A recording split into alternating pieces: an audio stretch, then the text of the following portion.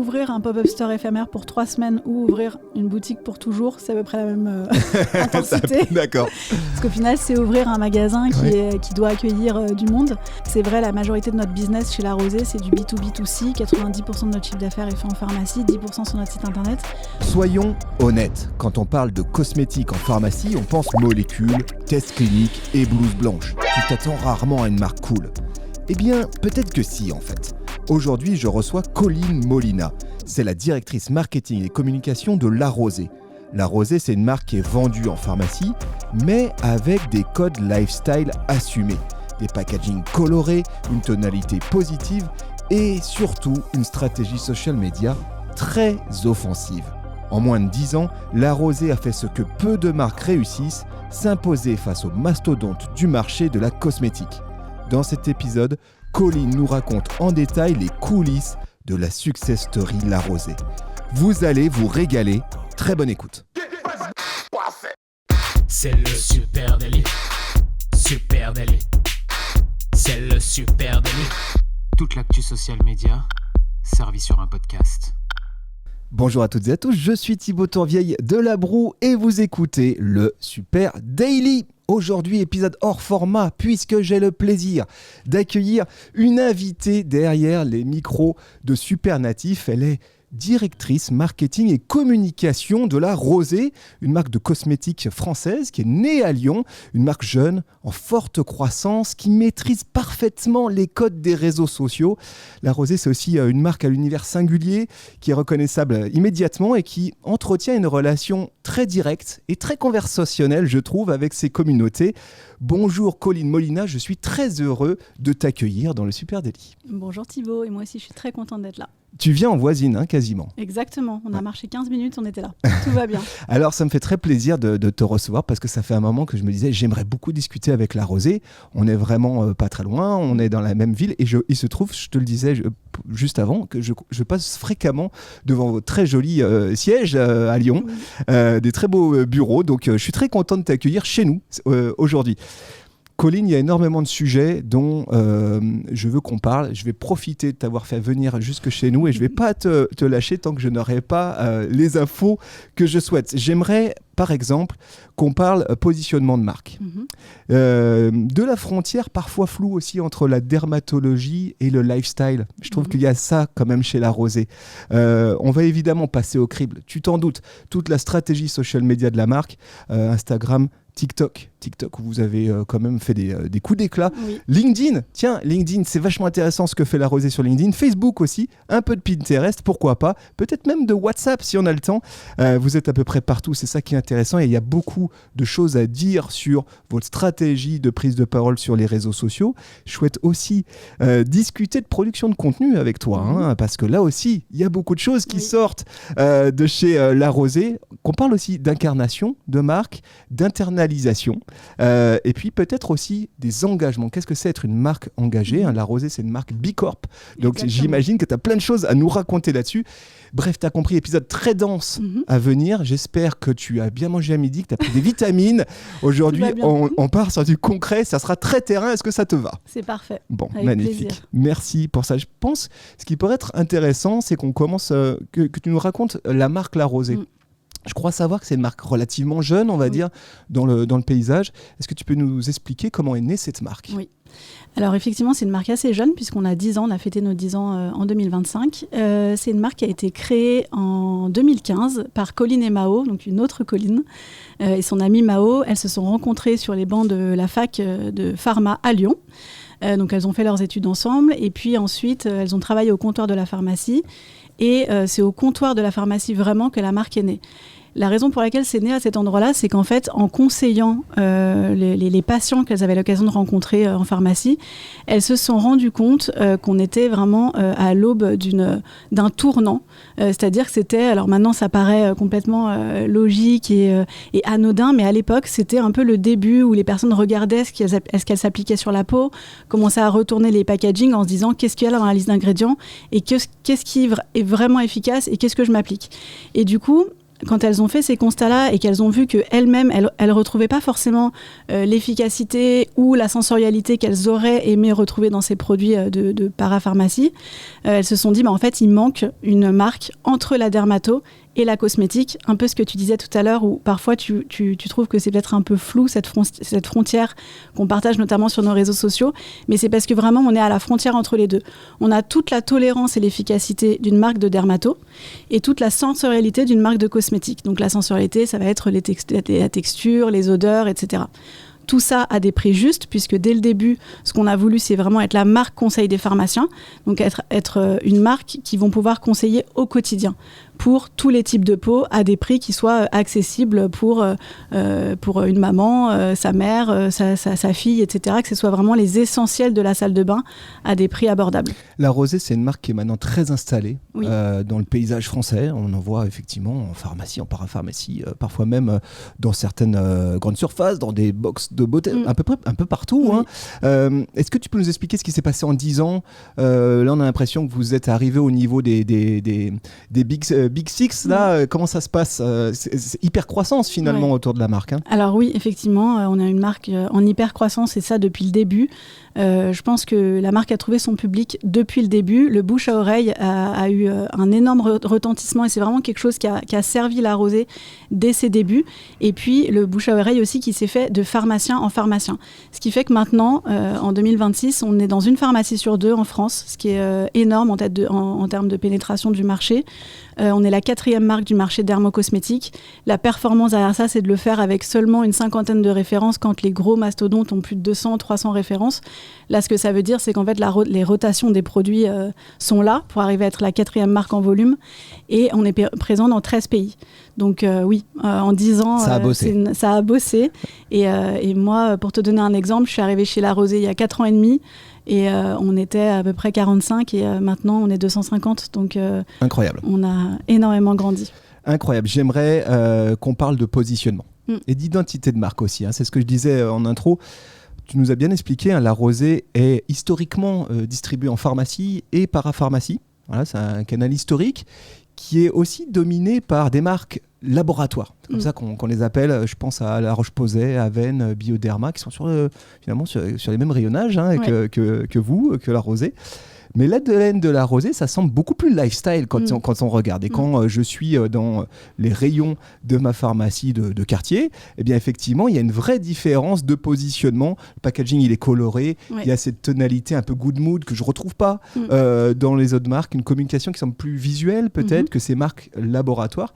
Comment est-ce qu'on fait pour concilier, je dirais, ces deux identités, à la fois le sérieux de la marque de parapharmacie ou de pharmacie, et puis à côté peut-être ce côté plus beauté.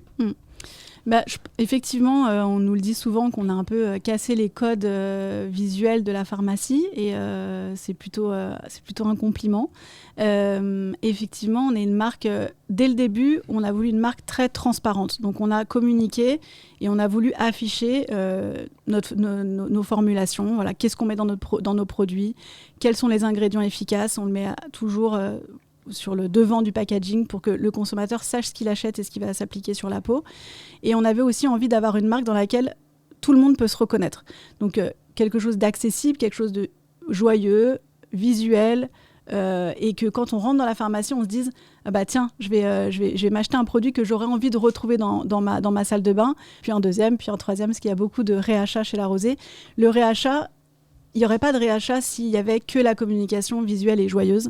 Le réachat, il est là aussi parce que les produits fonctionnent, qu'on a des tests d'efficacité très poussés avec des résultats assez spectaculaires. Et c'est ce qui fait aussi la réussite de la marque. Ouais, et les marques dermatologiques, on va dire traditionnelles, elles s'appuient... Vous avez travaillé la désirabilité du produit, je dirais, au-delà des promesses traditionnelles. Voilà, la caution médicale, je pense que c'est un vrai sujet qu'on voit habituellement en pharmacie.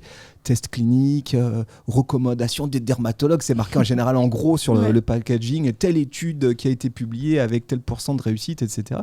Sur les produits La Rosée, je dirais que cette promesse-là, elle est très discrète. On voit parfois efficacité cliniquement prouvée, mais c'est assez discret. Votre communication, elle ressemble davantage, je trouve, peut-être à des marques qui ne sont pas en pharmacie. Je pense à Glossier ou à peut-être même carrément Typologie sur le côté très lifestyle. Ça, c'est un choix stratégique assumé de ne pas ressembler à un laboratoire. Alors, le fait de ne pas vouloir ressembler, oui. Après, est-ce que c'est un choix ? Je pense qu'on le fait assez intuitivement parce que c'est vrai qu'on pourra s'en parler plus quand on rentrera peut-être dans les sujets mais mon équipe et moi, on n'a pas l'habitude de regarder particulièrement ce que fait la concurrence et de se dire, vu qu'ils font ça, on va faire autrement ou on va faire la même chose. Pas du tout. On trace vraiment notre route, on fait beaucoup de choses à l'instinct et par rapport à l'ADN de la rosée qu'on veut transmettre. Je pense juste que... Pardon, j'ai oublié ta question. Est-ce que l'idée, c'est de savoir si c'était stratégiquement assumé de ne pas être une marque laboratoire ? Non, alors effectivement, par contre, ce que tu dis sur le fait que parfois, on ne voit pas suffisamment le côté efficacité, alors que c'est quelque chose qu'on travaille énormément et que les produits chez La Rosée, il y a un minimum d'1 an et demi de développement produit pour chaque formule. Donc, on va jusqu'au bout de ce qu'on peut proposer en termes de formule. C'est vrai que là, récemment, on s'est dit... Peut-être qu'on ne le dit pas suffisamment, en fait, que la marque est efficace et qu'il y a cette expertise produit derrière. Et c'est des challenges et des remises en question qu'on fait tout le temps. Et je pense, comme toute marque, de se dire, OK, on a bien exploré ce territoire de marque-là, le côté connivence avec nos consommateurs, le côté joyeux, le côté texture, sensorialité, etc. Engagement, parce que je pense que La Rosée est vraiment connue aussi pour être une marque où la RSE est au centre de son ADN. Mais peut-être que ce côté... expertise et efficacité, peut-être que pour l'instant on le montre pas. Tu cherches à hybrider un peu les deux, c'est ça l'idée. Exactement. Ouais, je comprends. C'est un secteur, je vais être honnête, que je connais assez mal. Alors j'ai eu la chance ici de recevoir Horace. Vous avez des points communs. Oui. Les grandes marques de pharmacie, les grandes marques qu'on trouve en pharmacie, j'ai l'impression qu'elles ont toutes une sorte d'ingrédient magique à chaque fois. Il y a ce qui fait leur signature identitaire. Je pense à Caudalie par exemple. Je comprends que c'est le pépin de raisin qui est fondateur de la marque. Elle est menée autour de ça. Je pense à une marque que nous on accompagne qui s'appelle Sika Manuka, que tu connais peut-être. Là c'est le miel qui est leur ingrédient magique. Alors qu'est-ce qui se passe chez La Rosée ? Vous avez un ingrédient magique comme ça ? On n'a pas d'ingrédient magique. Nous, en fonction des produits qu'on va développer, on va se rapprocher de façonniers qui auront la spécialité de développer tel ou tel produit. Par exemple, on n'a pas le même façonnier pour développer des solaires et une crème visage parce qu'on prend vraiment les meilleurs chacun dans leur domaine. Et ensuite, les ingrédients qu'on va vouloir mettre dedans, ça va être des ingrédients connus et reconnus de tous, aussi pour avoir cette confiance aussi en fait, en fonction par rapport à notre consommateur. Donc, on va avoir des produits divers et variés, mais toujours, nous, ce qu'on va regarder, c'est la naturalité et de pousser la naturalité de nos formules au maximum, donc jusqu'à 100% d'origine naturelle. Et en moyenne, nos formules sont à 98% d'origine naturelle. Okay. Donc, c'est cette naturalité-là qu'on pousse plus qu'un ingrédient en particulier. Ouais, alors vous êtes présent, tu le disais, en pharmacie. J'ai lu quelque part 10 000 pharmacies. Est-ce que c'est ça le chiffre ? C'est à peu près Plutôt ça ? 11 000 maintenant. Wow, ok, 11 000 pharmacies en France. Je ne sais pas combien il y en a en France, mais j'ai l'impression que on est à peu près dans une pharmacie sur 2. Ok, donc c'est énorme comme canal de distribution pour vous. Et là, en pharmacie, vous bénéficiez, j'imagine, de la caution du pharmacien, de sa blouse blanche. Vous êtes aussi né de la pharmaco avec 2 fondatrices qui sont pharmaciennes. Est-ce que ce canal de distribution, il permet aussi de crédibiliser l'efficacité d'un produit ? Alors oui, effectivement, la raison pour laquelle on est uniquement en pharmacie, et en 10 ans, avec en plus la croissance de La Rosée, on aurait pu céder aux appels de la GMS et d'autres marques qui nous approchent, bien sûr.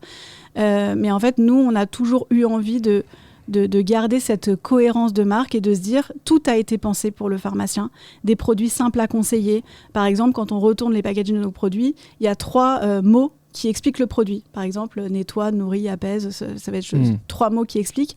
Comme ça, le pharmacien, en plus d'être formé bien sûr par notre équipe de commercial, il peut s'appuyer aussi sur le packaging du produit pour le conseiller.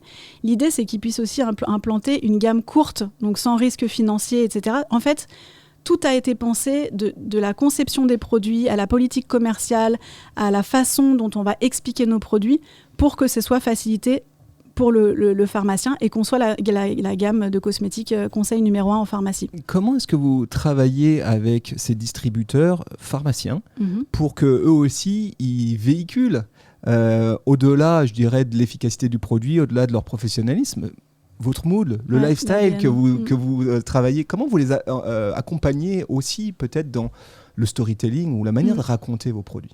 On a une super équipe terrain. Ouais. Donc, du coup, quand on est dans 11 000 pharmacies, on a vraiment un maillage territorial incroyable. Et on a une équipe de commerciales qui, du coup, s'occupe chacune. Donc, c'est beaucoup des filles, on ne va pas se mentir. Ça s'occupe d'une partie du territoire français. Donc, elles ont un portefeuille de clients qu'elles visitent plusieurs fois par an pour leur présenter les nouveautés, pour leur présenter les produits sur lesquels on veut insister une certaine temporalité dans l'année, etc. Et c'est elles, en fait, qui créent ce lien avec le pharmacien. Donc, en fait, nous, ce qu'on s'applique à faire aussi au siège, c'est de leur donner toutes les cartes en main pour raconter l'histoire de la rosée au pharmacien et qu'elle sache comment la raconter, et pour le pharmacien, comment lui, est-ce qu'il peut en reparler ensuite à ses patients. Très clair. Allez, on va parler social media. On va plonger dans les plateformes de la rosée. J'ai fait les tours du web parce que vous êtes partout. Et je vais commencer, si tu veux bien, par Instagram. Instagram, la rosée, c'est une communauté de 219 000 followers. Voilà, donc beau boulot, hein, beau travail. J'ai vu, ça fait 10 ans, pile poil. En fait, la marque est née avec ses réseaux sociaux. Vous faites partie de ces marques qui, jour 1, ont lancé leur compte social media, et vous publiez beaucoup, hein. Vous êtes très actif sur Instagram. Voilà, je suis allé compter, j'ai sorti ma calculette. En janvier, j'ai compté à peu près une vingtaine de posts dans le feed, ce qui est assez considérable hein, en termes de volume de création de contenu, de publication, etc. Comment est-ce que tout ça s'organise? C'est quoi les équipes communication et social media de la rosée aujourd'hui? Alors, l'équipe communication chez La Rosée, elles sont une dizaine de personnes. Et ce qui est assez atypique, donc moi, comme tu l'as dit, je suis directrice communication et marketing. Dans mon scope, il y a aussi le e-commerce. Et je trouve que ça dit quelque chose aussi sur la marque, c'est-à-dire que le e-commerce, on ne le traite pas uniquement comme du business, mais aussi vraiment comme une vitrine de marque, avec un site qui raconte des choses sur La Rosée. Enfin, sur la marque, forcément, sur les produits, et aussi sur tout cet accompagnement d'avis, enfin voilà, de conseils aux consommateurs pour choisir les produits qui correspondraient à son type de peau. Et donc en fait, l'équipe e-commerce et l'équipe social media travaillent vraiment main dans la main. Et effectivement, comme tu disais, il y a beaucoup de production de contenu et on fait tout en interne, ce qui est peut-être aussi, je ne sais pas ce que tu as l'habitude de voir, mais c'est assez atypique. C'était une de mes questions. Voilà, on fait tout en interne. Donc on a une personne qui s'occupe de tous les contenus vidéo et puis d'animer le compte TikTok. On a une personne qui va s'occuper de la partie organique de nos comptes. On a aussi une personne qui s'occupe des contenus paid, qui s'occupe de l'influence, etc. Vraiment, on a tout regroupé en interne. Et la raison pour laquelle on a fait ça, après, est-ce que c'est scalable indéfiniment? Je ne sais pas. Honnêtement, on verra un jour s'il faut changer le modèle. Mais pour l'instant, ce dont je suis persuadée, c'est que ça a créé la cohérence de marque. C'est qu'en fait, qu'on soit sur le site internet, sur nos réseaux sociaux et les différentes plateformes que tu as citées, plus Biril sur lesquelles on est présent aussi. Ah, très bien, je l'ai raté. Tu me parleras de Biril tout à l'heure, ok. Alors oui, c'est peut-être ce que je connais le moins. Après, avec mon âge avancé, Biril, ça me parle moins. Mais l'idée, c'est effectivement de créer cette cohérence et que, quel que soit le touchpoint par lequel tu arrives, tu ressentes cet ADN La Rosée. Tu disais tout est internalisé. Effectivement, je te confirme que de vue de ma fenêtre, c'est assez rare. Je dirais quelque chose qu'on trouve davantage chez les DNVB, peut-être les pure players, ceux qui sont nés en digital. Est-ce que ça, jour 1, c'était déjà la stratégie de la marque de dire nous, on va internaliser, on va être aussi une marque qui a besoin d'être forte dans son image, dans ses positions, dans sa communication? Alors, je ne sais pas si ça a été conscientisé comme ça. En tout cas, moi, quand je suis arrivée, c'était déjà l'approche que j'avais trouvée assez spéciale, mais aussi, j'ai tout de suite compris en fait, l'intérêt de faire comme ça. C'est que, en fait, je pense que quand tu recrutes des personnes en interne et que tu as une culture et un ADN si fort de marque, quoi de mieux que de produire des contenus avec des personnes qui sont immergées dans La Rosée, qui vivent au contact des autres collaborateurs, qui ont aussi plein de choses à apporter et qui nourrissent cette identité de marque. Et donc, c'est comme ça que ça s'est construit. Après, typiquement, pour l'influence, chez La Rosée, on avait une personne qui était passionnée d'influence, qui regardait beaucoup d'influenceuses, etc., donc qui a pris le sujet. Le jour où elle est partie, il y avait personne qui avait cette passion vraiment d'influence comme elle l'avait. On s'est fait accompagner d'une agence. C'est plus que, si tu veux, on fait plus par rapport au profil qu'on a, aux compétences qu'on a en interne, mais tout ce qu'on peut internaliser et qu'on peut faire par nous-mêmes, ça permet une telle agilité aussi que... Voilà, pourquoi s'en passer? Donc, combien de personnes en tout qui travaillent sur, on va dire, les prises de parole de la marque en communication, sur les réseaux sociaux en interne, ça représente combien de personnes?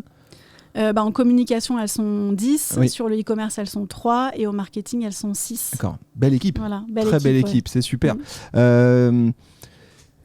Comment tout ça s'organise ? J'aimerais, on va parler de la ligne éditoriale, par exemple.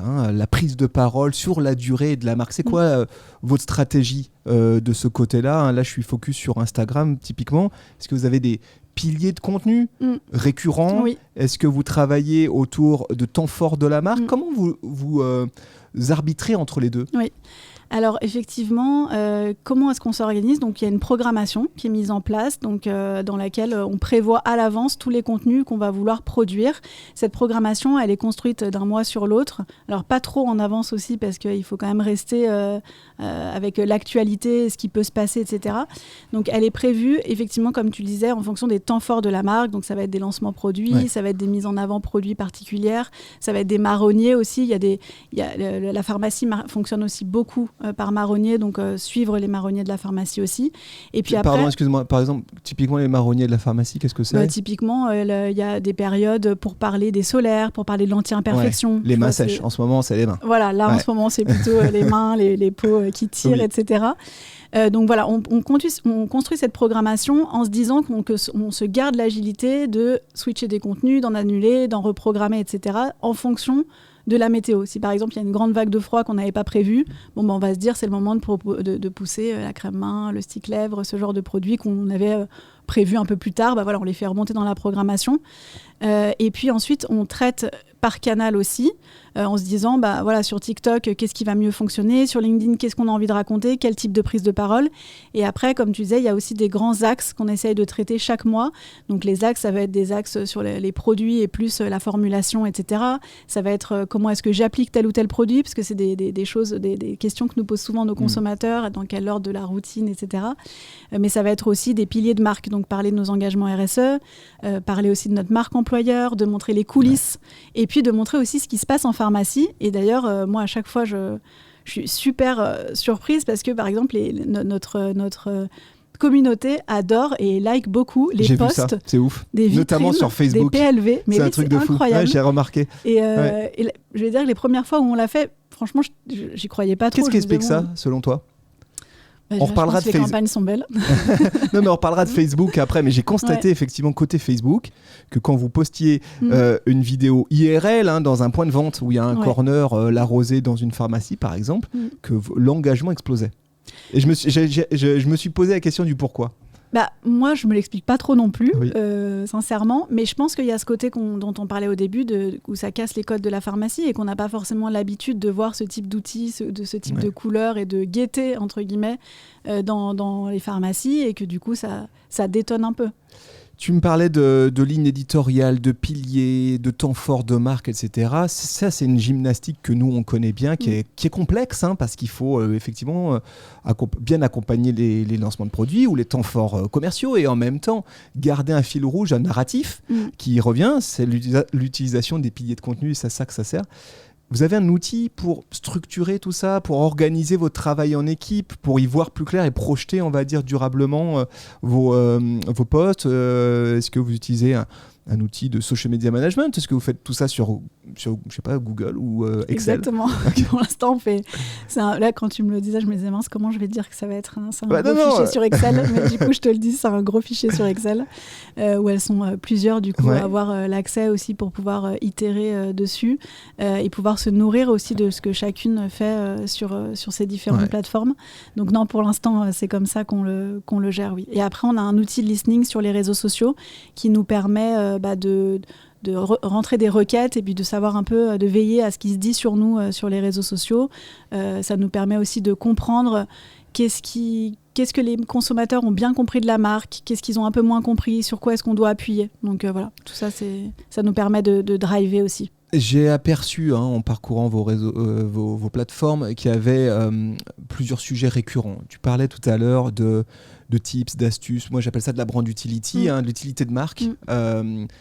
J'imagine que c'est un sujet sur lequel vous devez quelque chose à vos consommateurs ici. Est-ce qu'il s'agit d'accompagner l'acte d'achat ? Est-ce qu'il s'agit d'aider à choisir ? À quel moment on se situe en fait dans le funnel de conversion ici ? Est-ce qu'on est post-achat ? Je vais t'expliquer comment utiliser ton produit, donc quasiment dans le SAV, ou est-ce qu'on est dans la considération et le bench de dire nous on a un produit qui à cet endroit-là est plus efficace? Alors je dirais qu'il y a les deux, honnêtement. Je pense qu'il y a ce côté d'expliquer le produit pour que la personne qui achète le produit soit convaincue que c'est parce qu'il lui est utile, voilà, par rapport à son besoin de peau, etc. Donc on va vraiment essayer d'expliquer le produit au maximum pour que la personne se dise « Ok, ça répond à mon besoin ou pas ». Dans ce sens, on a aussi le diagnostic de peau qu'on a sur notre site internet, qui est un gros driver pour nous aussi, où les personnes répondent à quelques questions et à la fin, leur est proposée la routine idéale qui répond aux besoins de la peau. Et après, il y a aussi de répondre par des posts ou des stories, etc., à des questions qu'on a des consommateurs. Typiquement, vu qu'on est quand même une marque pionnière, notamment sur l'éco-responsabilité, à chaque fois qu'on sort un produit, on le veut le plus éco-conçu possible. Typiquement, notre dernier gros lancement, c'est une gamme de make-up avec 4 poudres, donc qui sont vendues sous forme de recharge, et on a un boîtier à recharger. Nous, quand on a conçu le produit, on trouve que le boîtier et la recharge sont assez simples à clipser ensemble, etc. Mais en fait, quand tu te mets à le vendre à des dizaines, des milliers de personnes, tu te rends compte qu'il y a des questions qui se posent. Tiens, je ne suis pas arrivée à clipser mon produit. Est-ce qu'il faut retourner le boîtier comme ci ou comme ça? Et du coup, des questions des consommateurs, on adapte des contenus aussi qui leur seront utiles.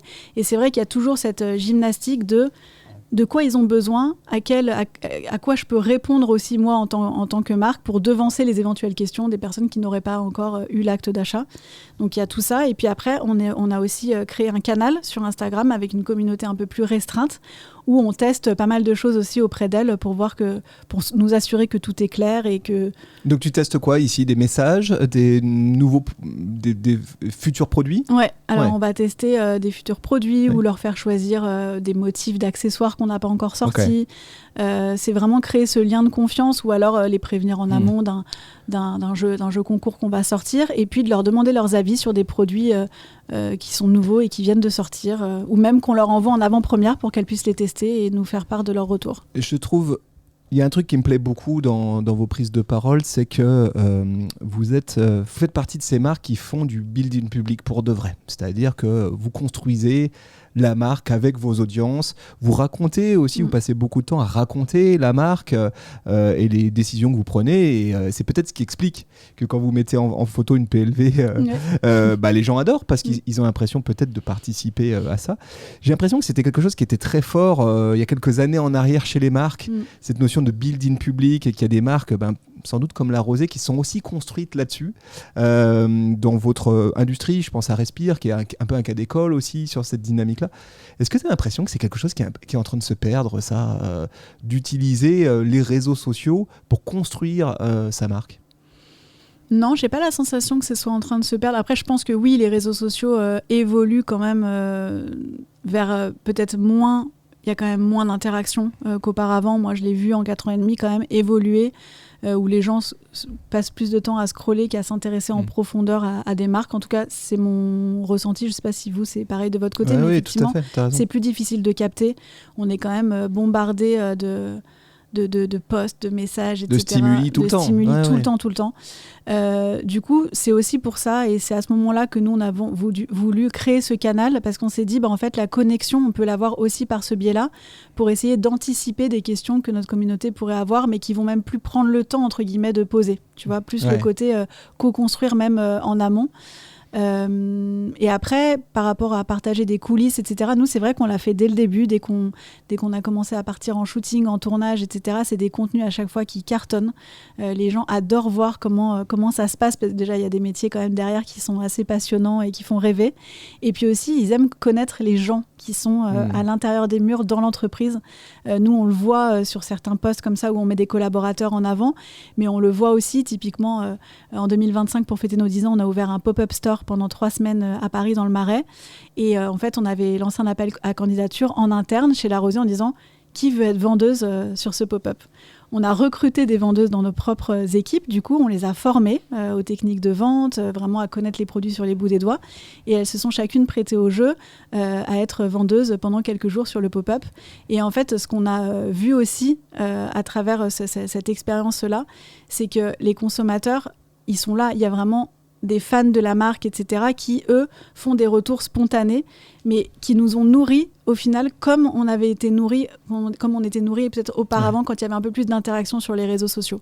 Donc ça, c'est vrai que c'était assez je me demandais justement, j'ai vu l'annonce c'était courant 2025, fin d'année 2025, S2 2025, on va dire. C'était, mai-juin. À quoi ça a servi ? Est-ce que c'est justement pour aller chercher... C'est quoi l'objectif d'une installation comme ça, d'un pop-up store, une semaine, où on met... on set un magasin éphémère avec... est-ce que c'est pour soutenir peut-être des campagnes RP, des campagnes d'influence ? Est-ce que c'est pour rencontrer vraiment ces audiences ? Qu'est-ce que tu en tires finalement, toi, comme... c'est quoi ton retour d'expérience sur ce pop-up store ? Alors, ce que j'en tire, c'est que ouvrir un pop-up store éphémère pour 3 semaines ou ouvrir une boutique pour toujours, c'est à peu près la même intensité. D'accord. Parce qu'au final, c'est ouvrir un magasin qui doit accueillir du monde.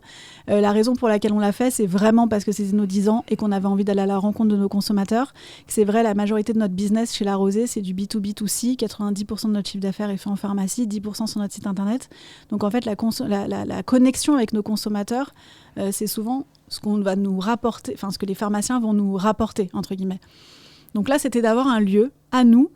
C'était aussi la première fois qu'on donnait un corps physique à cette marque. Et donc, c'était génial aussi de voir comment on pouvait vivre l'ADN de La Rosée dans des murs. Et l'idée, c'était d'aller à la rencontre de ces consommateurs. Alors, de vendre, oui, bien sûr, mais c'était pas le moteur du projet initialement. C'était vraiment de leur faire vivre l'expérience La Rosée.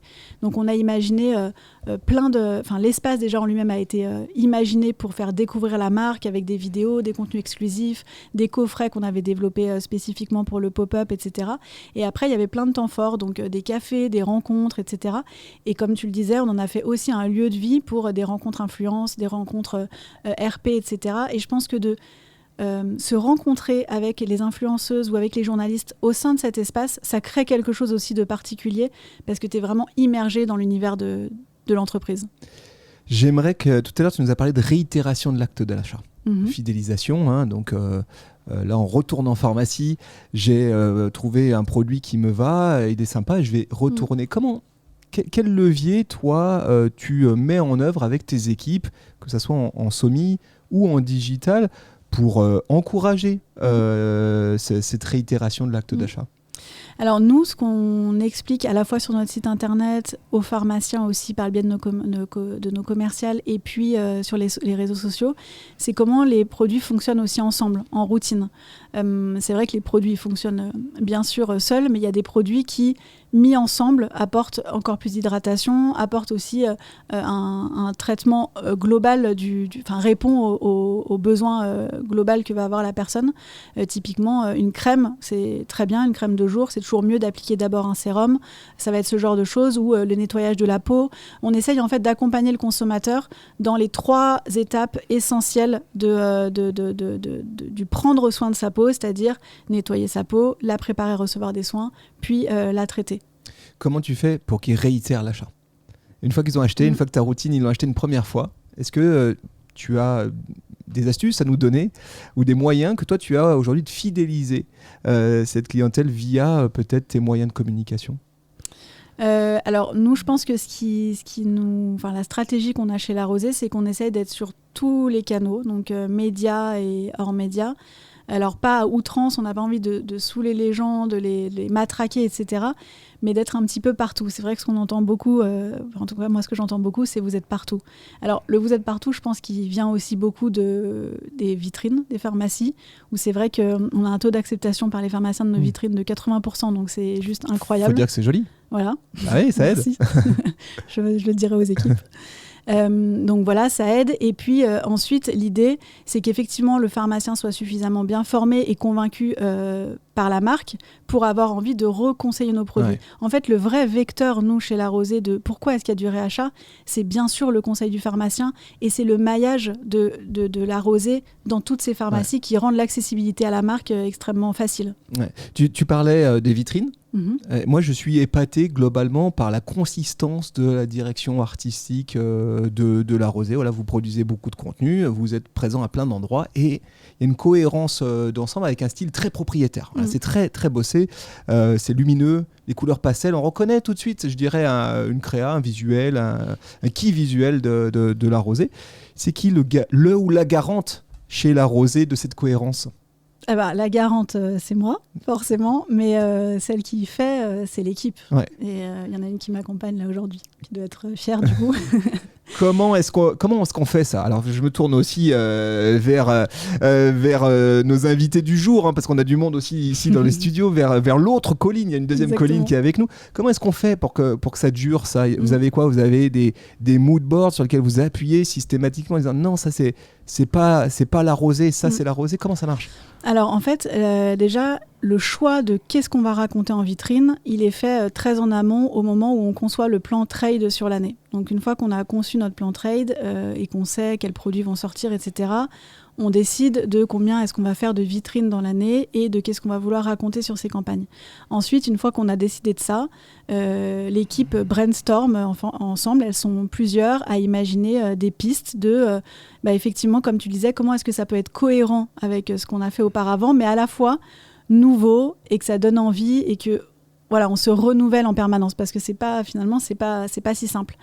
Donc il y a ce brainstorming qui se fait, si tu voulais savoir de façon complètement opérationnelle. Ah oui. Voilà. Okay. Nous on est des opérationnels, on est des faiseurs ici, raconte-moi. Donc voilà, on brainstorm, etc. Ensuite on part sur une piste qu'on va améliorer en discutant, etc. Parce que forcément, je pense que ça va amener à des questions. Est-ce que l'IA et l'IA... J'y viendrai. Je ne l'ai pas tout de suite. Elle est plus tard. Là, tu vas voir, pour l'instant, jusqu'ici, il n'y a vraiment pas beaucoup d'IA. Ouais. Et puis ensuite, il y a le shooting qui se fait. Donc nous, on fait tout nous-mêmes. Par exemple, la campagne actuelle, c'est vraiment une aquarelle qui a été faite en vrai. Mais pour des shootings, on a déjà monté des murs carrelés pour représenter une salle de bain. Enfin, voilà. Vous faites ça chez vous, dans vos bureaux ? Alors non, on ne fait pas ça chez nous. Chez nous, on a deux espaces salle de bain pour prendre des photos un peu homemade, voilà, comme ça, quand on a besoin de contenu. Mais non, là, dans ces cas-là, on loue un studio où on va faire ces shootings-là. Et voilà, et après, l'idée, c'est entre ce qu'on s'est imaginé et la réalité, d'arriver à faire quelque chose soit aussi bien, soit même encore mieux. Eh bien, c'est du bon boulot. Allez, on va parler, si tu veux bien, je fais un petit pas de côté, j'aimerais bien qu'on parle community management.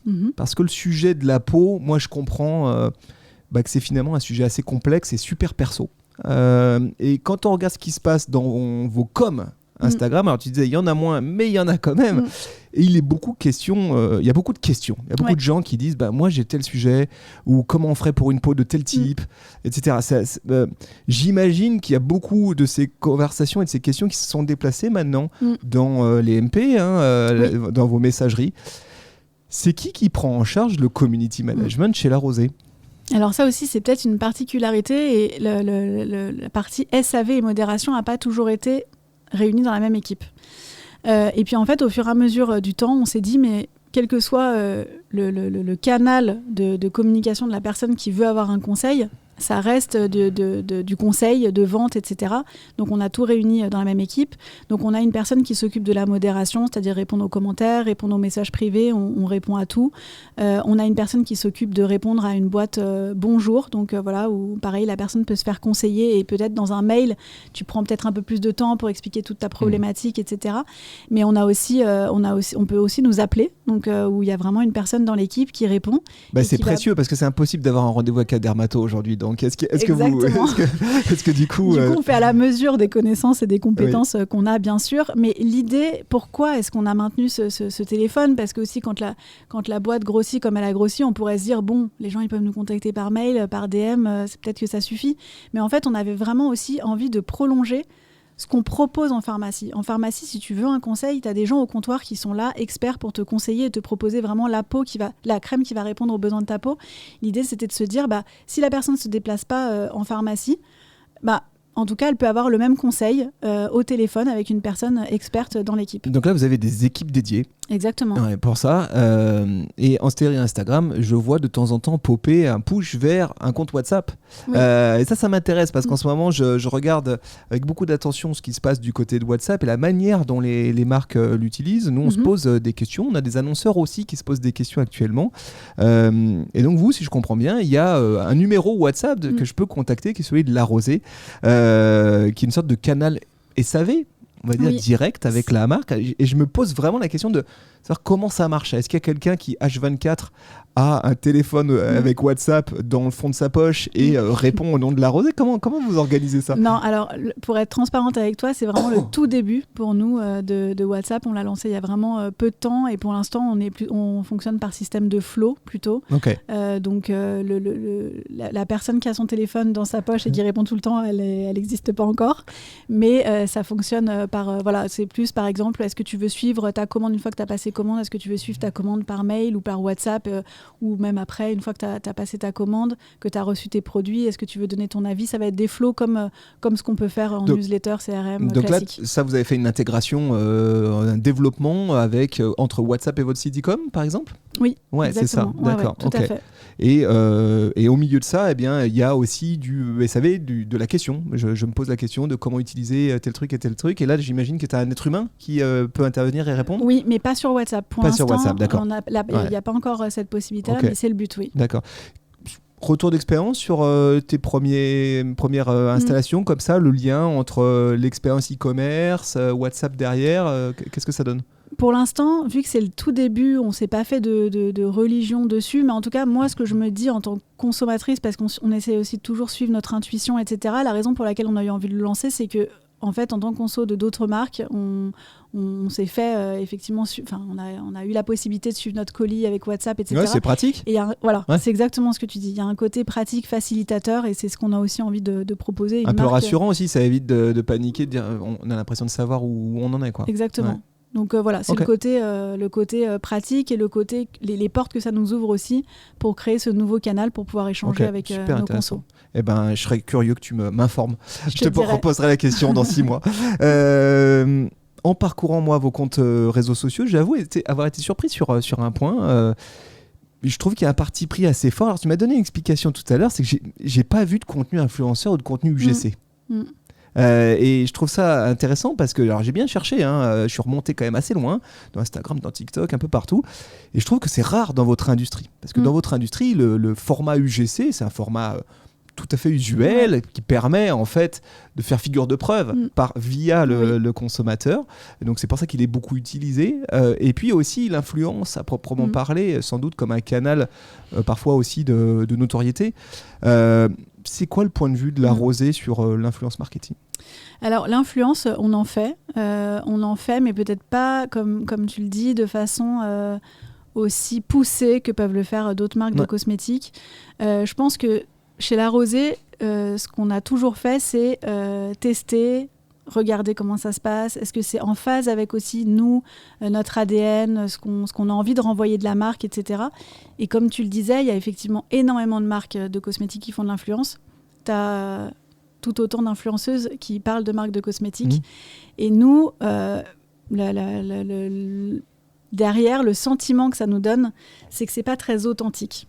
Et vu qu'on est quand même une marque qui se veut authentique, transparente, etc., je me verrais pas demander à une influenceuse de parler de l'Arrosée, le lendemain, elle va parler d'une autre marque de cosmétiques, d'une autre marque. Pour moi, en tant que consommatrice, déjà, ça fait pas sens. Je me sentirais pas concernée, je trouverais pas ça vrai, franc, etc. Donc, on essaie de travailler l'influence autrement. Du coup, autrement, c'est moins visible. Là-dessus, je te rejoins, mais c'est plus vrai. Donc, en fait, nous, ce qu'on fait, c'est des portages. Donc on envoie des colis avec nos produits, on fait aussi parfois des partenariats avec d'autres marques pour pouvoir faire un colis un peu plus conséquent avec un cadeau personnalisé, etc. à des influenceuses qu'on a vraiment triées sur le volet, c'est-à-dire des influenceuses, ça va pas être forcément celle qui a le meilleur ratio, etc., mais c'est celle qui va avoir un bon taux d'engagement, mais qui va avoir une communauté qui matche avec la nôtre et qui va être un minimum sensibilisée au sujet RSE. On ne se verrait pas, par exemple, faire un partenariat avec une influenceuse qui promeut Amazon. Pour nous, c'est impossible. Et du coup, on leur envoie le colis. Et après, c'est selon leur ressenti sur le produit, si elles l'ont vraiment testé, aimé, utilisé, à l'heure, elles en parlent, mais il n'y a pas d'obligation derrière. On a un très beau taux de retour organique de ces colis, donc ça montre aussi un attachement à la marque. Et là, pour 2026, on a envie d'accélérer en influence, mais en s'appuyant justement sur ces influenceuses avec qui on a créé ce lien-là. Voilà. Donc plutôt sur une logique d'ambassadrice voilà, plus exactement. que d'influenceuse. Quoi. Exactement. Ouais, je comprends. Après, Okay. est-ce que c'est la bonne stratégie ? Je ne sais pas. En tout cas, intuitivement, c'est ce qui nous ressemble et du coup, c'est... Moi, je trouve ça... moi, dès que c'est différent de ce que font les autres, je trouve que c'est intéressant. Et là où c'est intéressant, c'est que tu dis, on le fait pas comme ça parce qu'on trouve que c'est pas authentique. Là où les autres disent l'inverse, disent, on fait de l'influence parce que ça nous ramène de l'authenticité. Donc, je trouve ça très intéressant et ça dit aussi beaucoup de ce qui se joue quand même en matière d'influence marketing aujourd'hui, notamment dans votre industrie. Sur lequel quand même il y a peut-être une abondance ou un trop d'influence marketing, c'est possible aussi. Finalement, moi j'ai l'impression que vous avez une vraie force, c'est vos incarnances maison, parce que finalement vous avez peut-être pas besoin d'avoir de l'UGC, etc., parce que vous avez aussi des collaboratrices de la marque, c'est ça. En fait, tous les visages qu'on voit sur Instagram et sur TikTok sont les collaboratrices de la marque.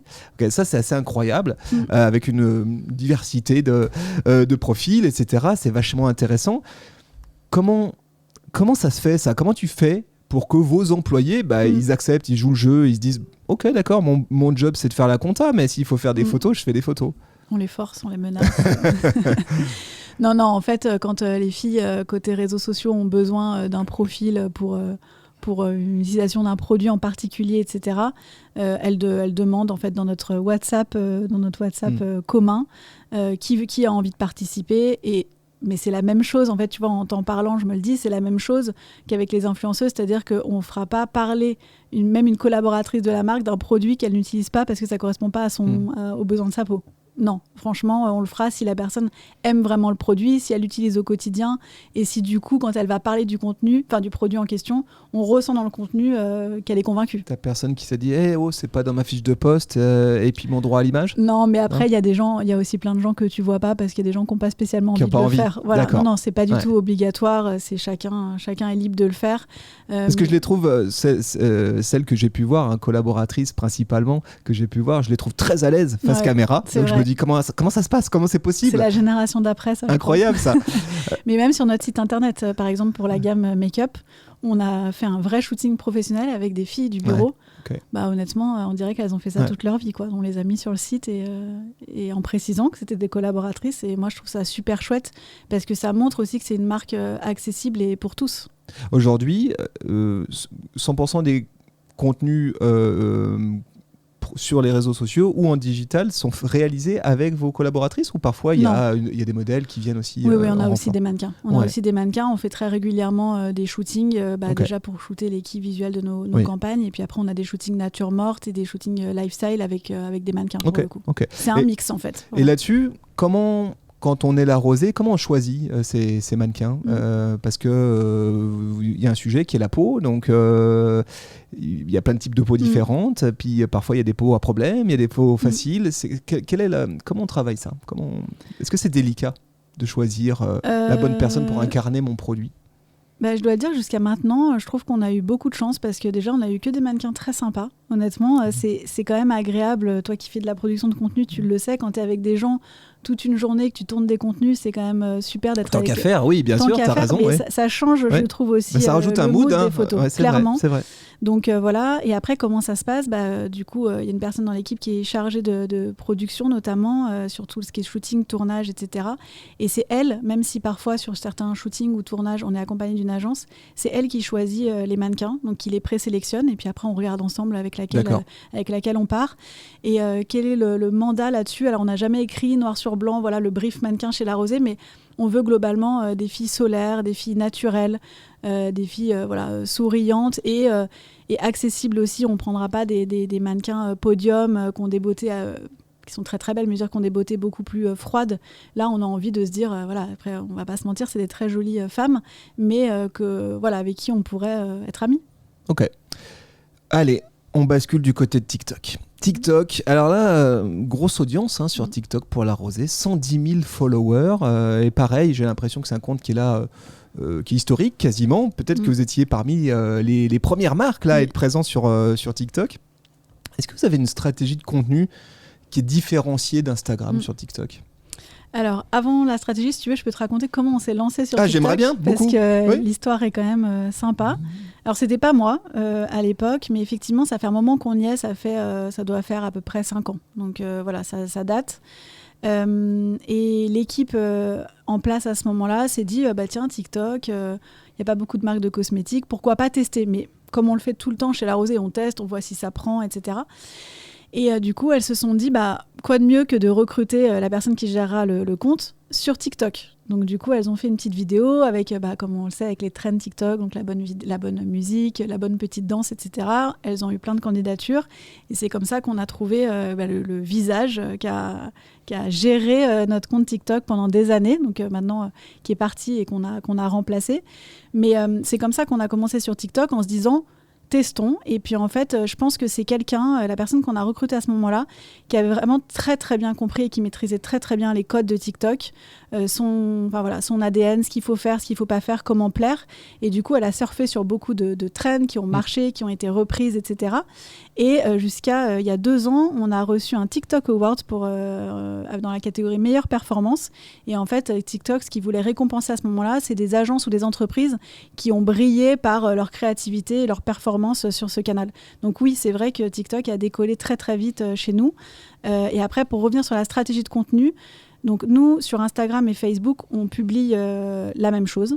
Sur TikTok, par contre, c'est une autre programmation, puisque même si on a les mêmes marronniers et on a les mêmes produits qu'on va vouloir mettre en avant, ça reste quand même un canal complètement différent en termes de traitement, où il faut vraiment suivre les tendances aussi pour pouvoir proposer des contenus qui sont divertissants pour la communauté. Moi, je trouve votre compte très intéressant. J'ai fait, on va dire peut-être de la paléontologie social media. Je suis allé creuser, diguer dans les anciens contenus et effectivement, j'ai constaté que jusqu'en 2004, vous aviez cette incarnante qui arrivait avec une tonalité, votre Madame TikTok, on va dire, avec un contenu très décalé, second degré, marrant même.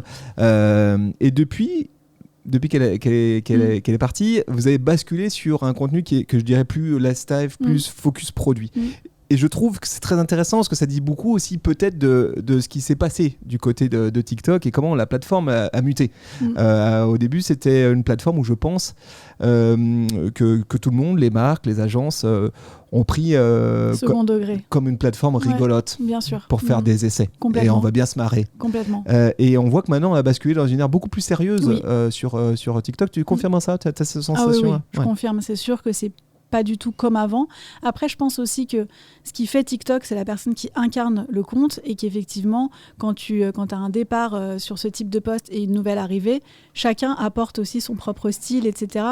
Et moi, je te rejoins que, par exemple, entre ce que faisait Bijvi et ce que fait Clara, elles ont des styles complètement différents, mais tant que ça, pour moi, c'est cohérent avec l'image de La Rosée, moi, je suis d'accord. Je me serais pas vue, en plus, quand tu prêtes ton image, etc., comme ça, imposer à Clara en disant, mais en fait, tu vas reproduire exactement le même style. Non, l'idée, c'est de s'approprier les codes de TikTok, ça c'est essentiel, de connaître la marque par cœur, c'est essentiel, et après d'apporter sa touche personnelle. Ouais, j'aimerais bien justement qu'on parle de cette notion de code de TikTok, parce que je sais qu'il y a certaines marques qui sont parfois tentées, on va dire, de sacrifier la valeur perçue de leurs produits ou de leur marque pour rentrer dans les codes de la plateforme. En gros, pour le dire autrement, qui vont faire du fait maison un peu cracra, un peu authentique, et là je mets des énormes guillemets, pour faire plus TikTok, quitte parfois à détériorer l'image perçue.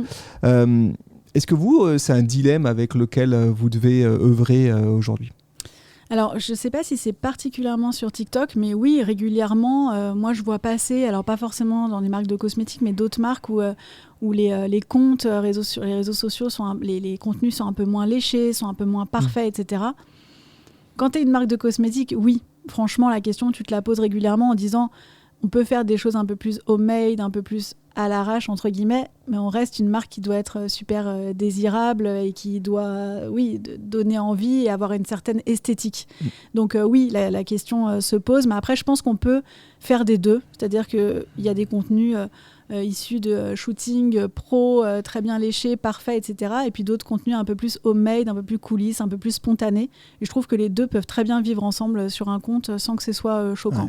Ouais, on est d'accord qu'on n'est pas obligé de faire du moche. Non. Ou du burlesque? Non, pas obligé. Ok. Est-ce que tu as compris comment il fonctionnait cet algo? Comment on craque l'algo de TikTok?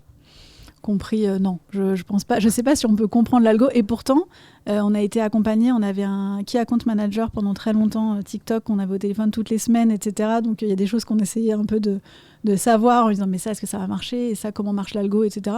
Bon, même lui, il nous a jamais vraiment expliqué. Hein. Je pense qu'il y a quand même sur TikTok, il y a ce truc de tendance et de trend à suivre, etc. Après, c'est beaucoup plus difficile d'émerger maintenant, je trouve, qu'il y a quelques années. Parce qu'il y a beaucoup plus de marques et que du coup, c'est plus difficile de sortir son épingle du jeu. Mais non, j'ai pas craqué l'algo de TikTok. En parcourant TikTok, en cherchant la rosée, en regardant un peu vos contenus, je suis tombé sur un truc qui m'a fait sourire. Et je me suis dit, tiens, je vais en discuter tout à l'heure. Je suis tombé sur des TikTok shops avec vos produits, les produits de la rosée, sauf que c'est pas votre compte. Derrière, c'est pas votre compte officiel. Ce sont des revendeurs, et notamment, j'ai été étonné, des pharmacies qui ont des présences TikTok Shop et commercialisent vos produits au cœur de l'application sociale. Alors ça, c'est un truc nouveau pour nous communicants, parce que jusqu'à il y a peu de temps, on avait d'un côté le digital, le e-commerce, peut-être des accords e-commerce, des autorisations sur certains, et puis de l'autre côté, nos plateformes sociales, et les deux communiquaient un peu. Et là, ça m'a fait un petit effet étonnant. C'est quoi votre politique à ce niveau ? Alors, la politique, je ne peux pas te la dire précisément, mais oui, je vois ce que tu veux dire avec ce shop-in-shop un peu. Un peu ça ? Oui, complètement.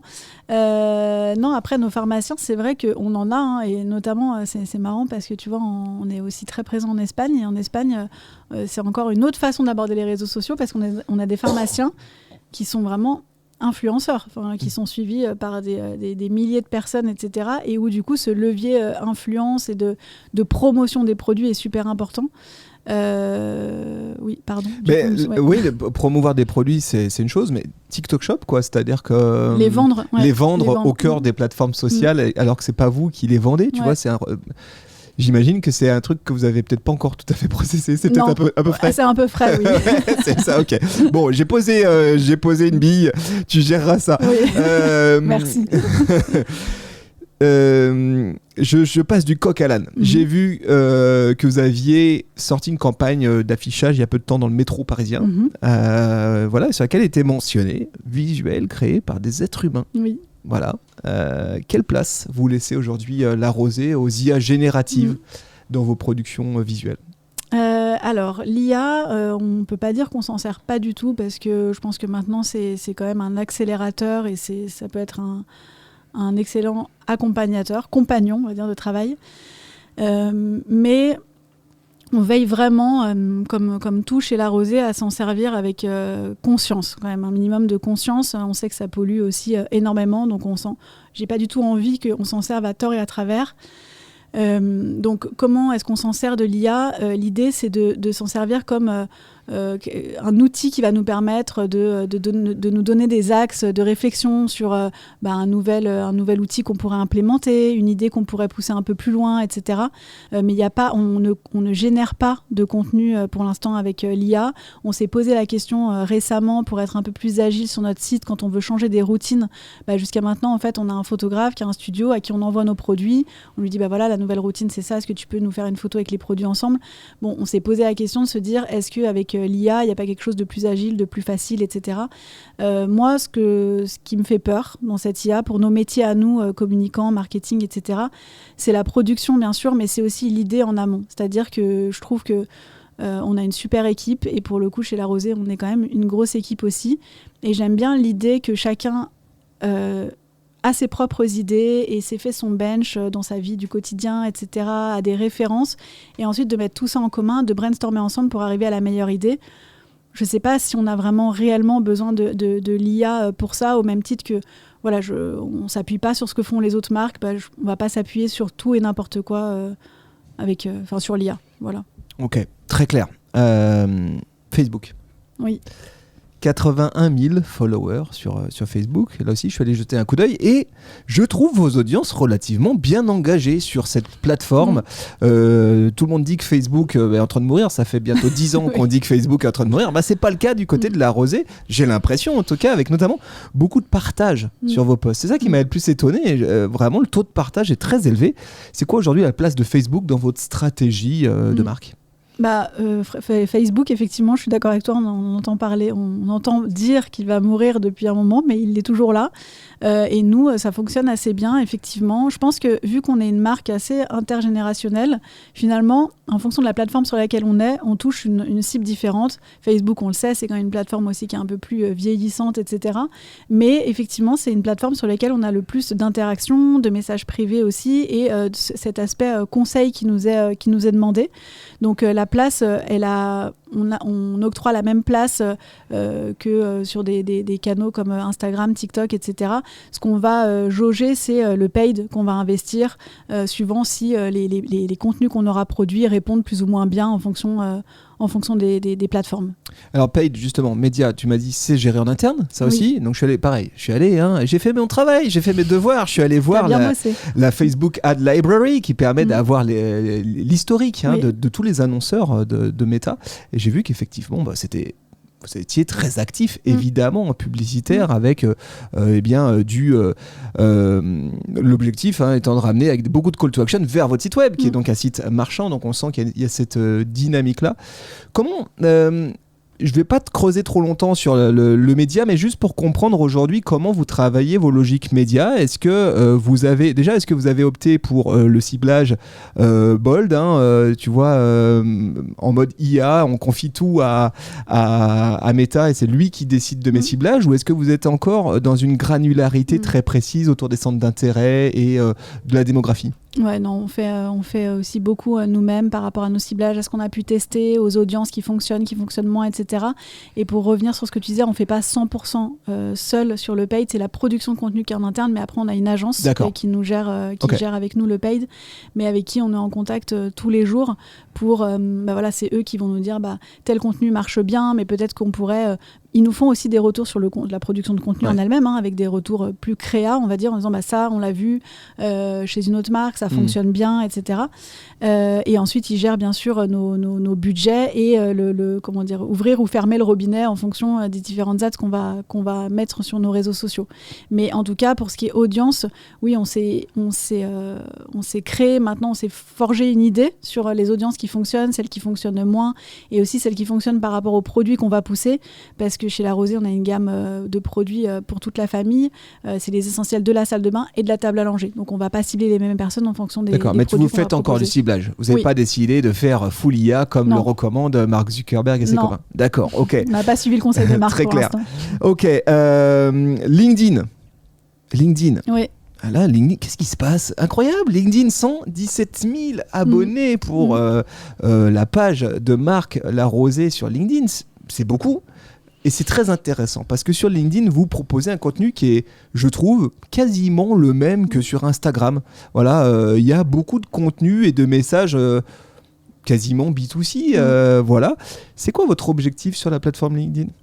Alors LinkedIn, c'est vrai que ça fonctionne super bien et tu vois, on parlait tout à l'heure d'interaction et je trouve que c'est une plateforme sur laquelle il se passe encore pas mal d'interactions et peut-être que les gens ont plus la culture de lire des contenus peut-être un peu plus longs, un peu plus explicatifs, etc.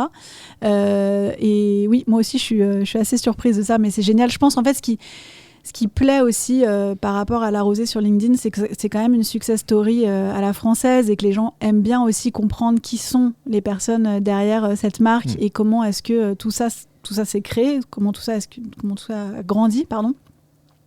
Et oui, on se pose régulièrement la question de se dire, est-ce que les contenus qu'on partage en B2C, est-ce qu'ils vont intéresser aussi cette plateforme ? Soit on les duplique, soit on le tourne d'une autre manière pour le tourner de manière un peu plus métier, par exemple. Et là, vous parlez à vos clients ou vous parlez à vos futurs employés ? À qui vous parlez en fait sur LinkedIn ? Eh ben, on parle effectivement... en tout cas, pour nous, c'est un bon biais pour accéder à nos clients, donc à nos clients pharmaciens, mais aussi à nos consommateurs. En fait, vu que la rosée, c'est la marque, on n'a pas de cible précise, c'est pas du tout une marque niche. Donc, en parlant sur LinkedIn, finalement, on s'adresse au plus grand nombre. Après, à des profils, bien sûr, je pense qu'ils sont intéressés par des sujets un peu plus business. C'est pour ça qu'on essaie de tourner les choses de façon plus métier, de partager des chiffres, de partager notre internationalisation, etc. C'est, comme tu disais, hein, c'est aussi sur LinkedIn que vous travaillez le plus peut-être le storytelling autour des fondatrices de la marque. Voilà, on peut par exemple suivre les aventures de Colline Bertrand à New York avec l'installation du premier corner La Rosée au printemps à New York. Et voilà, ça c'est intéressant. On voit que Colline Bertrand elle a aussi d'ailleurs une très grosse communauté, 14 000 personnes qui la suivent sur les réseaux sociaux. À quoi ça sert cette incarnation des dirigeants dans la stratégie de communication d'une marque? Je pense qu'il y a des messages aussi par souci d'authenticité. Ça n'aura jamais autant de valeur que de le faire porter par la personne qui le vit. Je pense que Colline, Colline Bertrand, la cofondatrice, quand elle a envie de faire passer un message, par exemple, aux pharmaciens pour expliquer pourquoi elle a décidé, je dis n'importe quoi, mais pourquoi elle a décidé de faire une marque pour les pharmaciens, ce ne sera jamais aussi bien expliqué que comme elle le dira elle, avec ses mots, avec son ressenti, etc. Donc, moi, je pense que les deux vivent ensemble. Il y a vraiment suivre la marque pour toutes les actualités de la marque, l'histoire de la marque, etc. Et puis suivre aussi un fondateur d'entreprise qui pourrait aussi parler d'autres sujets qui lui tiennent à cœur, pas uniquement de son entreprise, mais avec plus son ressenti et ce qu'il raconte. Par son intermédiaire, ça raconte aussi des choses sur la culture d'entreprise, sur l'ADN de l'entreprise et sur ce qu'elle est. Parce que finalement, ce qu'est la rosée, c'est forcément, à un moment donné, un petit bout de Colline, un petit bout de Mao et de Romain, notre directeur général. Toi qui es directrice de la communication et du marketing, est-ce que c'est ton mandat aussi, la prise de parole des dirigeants ? Alors oui, c'est dans mon mandat et d'ailleurs, je pense que c'est des choses qu'on se repose régulièrement la question de savoir comment le faire, etc.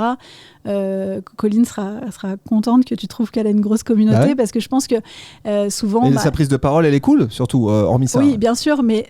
En fait, c'est vrai que quand tu regardes ce que font d'autres, tu te dis est-ce que je poste suffisamment ? Est-ce que c'est assez si assez... Enfin, en fait, tu te poses plein de questions, je pense, en tant que fondateur d'entreprise. Qu'est-ce que les gens ont envie de voir sur cette plateforme-là ? Qu'est-ce qu'ils ont envie d'entendre de ma voix ?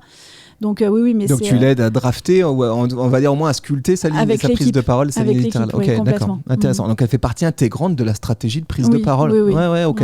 Ouais. Ok. Allez, on bascule du côté de Pinterest. J'accélère un peu parce que tu vois, vous êtes partout et il y a beaucoup de choses. Hein. Alors Pinterest, voilà, depuis quelques mois, j'ai l'impression, vous vous aventurez du côté de Pinterest. Alors autant vous étiez précurseuse du côté d'Instagram et de TikTok, autant Pinterest, bon. Ouais. Alors là, vous aviez passé votre tour parce que je crois que ça fait depuis 2025 seulement que vous êtes sur Pinterest. Tu y vois quoi comme opportunité pour votre marque ?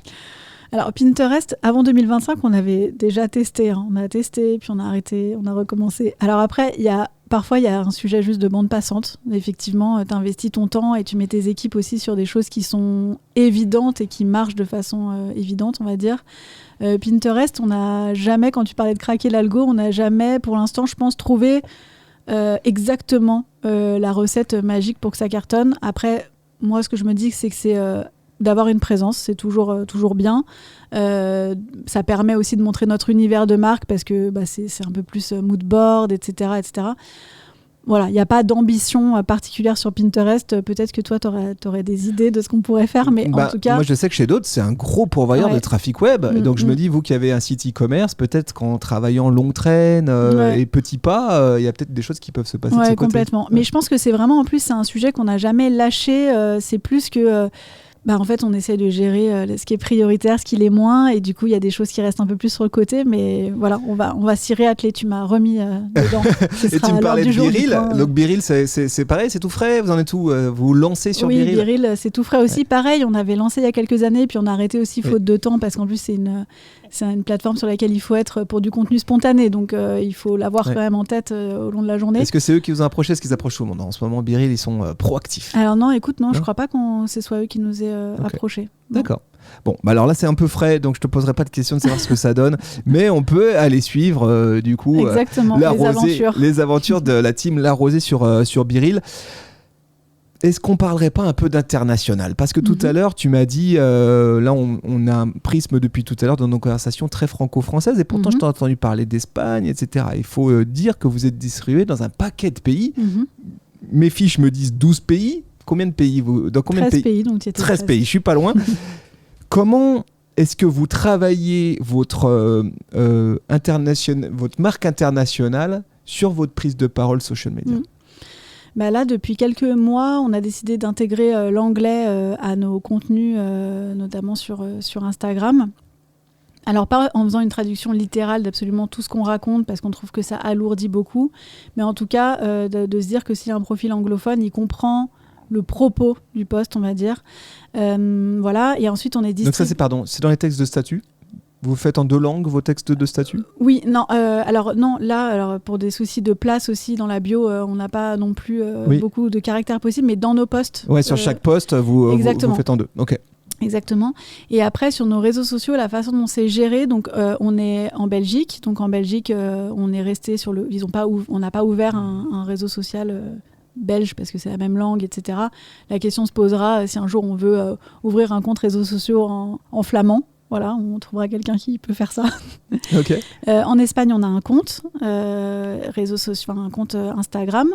Et après, dans les autres pays, c'est géré par nos distributeurs. Donc, eux ont la possibilité d'ouvrir un compte La Rosée Turquie, La Rosée Suède, etc. et de proposer leur propre contenu. Ça te fait pas flipper, ça ? Si. Moi, ça me ferait flipper. Je me tourne là-bas, ça te fait pas flipper. Je me tourne aussi vers l'autre Colline qui est avec nous. Waouh. Après, alors, c'est quand même encadré. Enfin, on va dire que à la base, quand tu choisis un distributeur, tu t'assures quand même qu'il a compris l'ADN de ton entreprise, la culture de ton entreprise et qu'il a compris comment la transmettre. Donc, il y a tout un tas de guidelines qui sont donnés. Et puis après, ils sont quand même très contents de s'appuyer sur des contenus existants, sur des contenus que nous, on va produire et pouvoir se resservir de nos visuels, etc. Et puis, si à un moment donné, il y a un grand virage qui est fait, c'est quand même des choses qu'on surveille et c'est adaptable. Donc voilà, oui, à la fois ça fait peur et à la fois, je me dis quand tu fais confiance à un partenaire, il faut y aller, il faut laisser les gens essayer. Et puis, Est-ce qu'il y a des différences dans la façon dont vous diffusez vos messages dans d'autres pays ? Parce qu'il y a ce qu'on se raconte nous en France, mais peut-être que, je sais pas, en Corée, en Espagne, on dit pas les mêmes choses, on n'a pas besoin de dire les mêmes choses. Ouais. Alors, le discours de base, il est le même pour tous. Je pense que ça, c'est très important. Après, en fonction des pays, par exemple, en Corée, on n'est pas distribué en pharmacie. C'est un autre modèle, c'est du retail. En fait, c'est des corners dans des malls. Et du coup, à partir du moment où c'est pas distribué en pharmacie, il y a toute une partie du discours. Bon, une fois qu'elles ont raconté que c'est une marque, et ce qui compte pour des Coréens, mais que c'est une marque qui a été créée par des pharmaciennes, parce qu'il y a quand même ce côté... sécurité, etc., qui est très rassurant. Mais ensuite, c'est vendu dans une boutique La Rosée, entre guillemets. Donc, il y a toute une partie du discours qui n'est pas forcément tenue dans ces pays. Mais sinon, oui, globalement, c'est le même discours. Et après, c'est à chaque pays de se demander, moi, qu'est-ce que je prends de ce discours qui va particulièrement parler à mon pays, particulièrement parler à ma communauté. Par exemple, il y a des pays où l'éco-responsabilité, c'est quand même un sujet qui est beaucoup moins central que ce que ça peut l'être en France. Voilà, ils vont essayer d'attirer le consommateur par un autre biais et puis après de le faire rentrer dans l'éco-responsabilité. L'idée, pour eux, c'est de connaître tellement bien la marque qu'ils vont savoir comment ils vont la localiser ensuite dans le pays. Là, on parlait de la Corée. Moi, je comprends pas ce qui se passe avec la Corée et la cosmétique. C'est pour moi, alors ma fille a 13 ans, elle est très intéressée par ces sujets actuellement. Et j'ai l'impression que la Corée du Sud, c'est vraiment quelque chose qui est en train de se produire. Ils prennent des positions importantes dans les rayons cosmétiques. Il y a même des magasins spécialisés en cosmétique coréenne qui s'ouvrent. Il y en a un pas très loin d'ailleurs de chez vous. Qu'est-ce qui explique ce succès des marques coréennes ? C'est sûr que la Corée, après je vais le voir de mes yeux, donc je pourrais plus te dire, j'y vais dans 2 semaines, donc je vais voir exactement comment c'est, parce que j'y suis encore jamais allée, mais c'est vrai que c'est vraiment le haut lieu de la cosmétique. Il y a apparemment... C'était nous ça avant, c'était la France, non ? Oui, alors après, je pense qu'une des raisons pour laquelle La Rosée cartonne en Corée, c'est qu'il y a la caution française. Je pense quand même qu'il y a cette notion d'expertise en termes de formulation et de made in France qui est quand même encore très présent. Mais apparemment, quand tu te promènes dans les rues à Séoul, etc., tu as des marques de cosmétiques mais à tous les coins de rue. Donc moi, j'ai hâte de le voir, mais oui, elles ont quand même... c'est un pays qui a un culte pour la cosmétique, la skin, les routines, etc. Ils ont quasiment fait un élément de soft power maintenant. C'est fou, hein, incroyable. Pareil, je serais très preneur de tes feedbacks là-dessus. J'ai cru comprendre aussi que vous étiez en train de vous attaquer au marché US, que ça faisait partie des targets, et que c'était sans doute une étape importante aussi pour la marque. Comment vous pensez vous positionner sur l'écosystème américain qui là aussi est fort, et notamment sur la beauté clean. C'est quand même un gros registre US. C'est quoi les spécificités? C'est quoi la promesse additionnelle de la rosée, ou ce qui fait que la marque est différente? Alors pour l'instant, on n'est pas... Alors effectivement, comme tu l'as vu sur nos réseaux, on a un corner au printemps à New York. Et pour nous, c'est un super moyen de voir justement ce qui plaît à ce public, même si le printemps à New York, Times Square, je ne sais pas si c'est la vérité générale des États-Unis. C'est peut-être pas le Minnesota. Voilà, exactement. Okay. Mais c'est déjà une première approche, et c'est une façon de mettre un pied dans le pays. Nous, on est rentré d'abord, on est au Canada. Donc là où on est présent, on est en partenariat avec Shoppers, donc, qui est un réseau de pharmacies qui a le plus gros maillage territorial. On est dans 500 points de vente pour l'instant, on va être dans 800 points de vente en 2026. Et en fait, l'idée aussi, c'est... il y a des marques qui décident aussi de commencer par le Canada pour voir comment se comporte le pays, pour ensuite rentrer de façon un peu plus... Ce sont deux marchés qui se ressemblent beaucoup ? J'imagine, alors ça je peux pas te dire encore, mais oui, okay. J'imagine que c'est en tout cas c'est des marchés sur lesquels on peut avoir des learnings qui servent pour la suite. Question de ma fille Anna. Oui. Attention, ce matin au petit-déj, je lui ai promis que je te poserais la question, parce que j'ai dit que je te recevais, et une marque qu'elle utilise, donc elle était très intéressée de te poser une question. Alors, la question est la suivante: pourquoi est-ce qu'il est inscrit la Rosée Paris sur vos produits et pas la Rosée Lyon? Anna, c'est une question qu'on a très très souvent. Tu vois, on a eu une interview journaliste il y a 2 jours, on nous a posé la question. Ok. Et du coup, moi je le savais pas, mais en fait Paris, ça veut dire Made in France à l'international. C'est un mot qui veut dire Made in France. Donc l'idée, c'est de dire que la fabrication est française. Voilà. Ok. Et ça, c'est un vrai truc en plus. Ça aide vraiment juste Paris sur son produit. Ah oui, je pense. Ouais. Je pense notamment pour l'international, c'est une certaine caution, je pense, effectivement. Et puis la cosmétique en France est reconnue. Quand tu dis qu'en plus tu fais tout en France, oui, bien sûr que c'est une caution. Les vrais savent. Par contre, les vrais savent. Tiens, engagement de marque, vous êtes B Corp. Oui. Alors, on en a parlé un peu tout le long, mais vous êtes B Corp depuis 2024. B Corp, c'est pas de la blague, c'est pas c'est pas simple. C'est pas simple d'être B Corp, c'est un vrai engagement très profond. Ça change quoi concrètement pour toi dans la communication, le marketing? Comment est-ce qu'on fait pour être B Corp et concilier ça avec ces actions de communication? Alors moi je pense que ce que ça change pour nous, fondamentalement, on n'a pas mis des actions en place pour être B Corp. On s'est pas dit on veut être B Corp, du coup on va faire ça qui va nous permettre d'avoir le label. Déjà le label il est pas simple à obtenir, donc c'est que forcément il faut quand même que c'est soit dans les tripes de ton entreprise depuis un moment. Donc moi je dirais pas que ça a changé quelque chose. Ce que ça nous a permis de faire, c'est que c'est quand même un label qui est connu. Alors après c'est pas énormément connu de l'ensemble des consommateurs, etc. Mais ça appose quand même un label de sécurité et de confiance qui dit ok, c'est une marque qui est quand même investie d'un point de vue RSE. Après nous, une fois qu'on a été labellisé, on s'est pas dit bon bah maintenant on va se reposer sur nos lauriers. De toute façon vous êtes audité fréquemment quand vous êtes B Corp, c'est tous les 2 ans si je me trompe pas. Donc voilà, il faut avoir une note qui surperforme la précédente. Progresse, donc voilà. Et donc non, moi je trouve ça génial pour le coup d'avoir à faire ça. Mais nous, une fois qu'on a été labellisé B Corp, on s'est dit on va pas s'arrêter là, on va continuer à tous nos efforts en matière de RSE. Et Colline, donc la cofondatrice, et Lola, notre directrice RSE, ont participé à la CSE. À la CEC, pardon. Je me disais, il y a un truc qui ne va pas. La Convention des entreprises pour le climat. Et en fait, ce sont des conférences qui sont données. C'est un parcours d'1 an dans lequel tu suis des conférences données par tout un tas de chercheurs, de scientifiques, vraiment de stars en termes de RSE qui vont expliquer comment est-ce que tu peux devenir une entreprise à visée régénérative. Et c'est l'ambition qu'on s'est fixée. Donc on a une feuille de route maintenant, un cap à 10 ans avec des engagements qu'on a pris, qu'on a publiés sur le site de la CEC, où on s'engage par exemple à ce que 100% de notre offre soit rechargeable ou solide d'ici 2030, etc. Enfin voilà, des engagements très forts pour se dire le label B Corp c'est une chose, mais comment est-ce qu'on peut aller encore plus loin pour être le plus respectueux de la planète et puis avoir conscience des limites planétaires et d'avoir une entreprise en pleine conscience de cette fin, du pied du mur devant lequel on est. T'as pas l'impression que plus personne n'en a rien à faire de ces sujets de marque engagée ? Si, je pense que plus personne n'en a rien à faire parce que je pense qu'il y a eu beaucoup de greenwashing aussi, donc les gens savent plus qui croire, quoi croire, etc. Nous, chez La Rosée, on n'a pas du tout envie d'être une marque qui va faire des leçons de morale, etc. L'enjeu, c'est d'arriver à amener le consommateur vers une consommation plus responsable sans qu'il s'en rende compte. Ça veut dire sans enlever le côté plaisir, etc.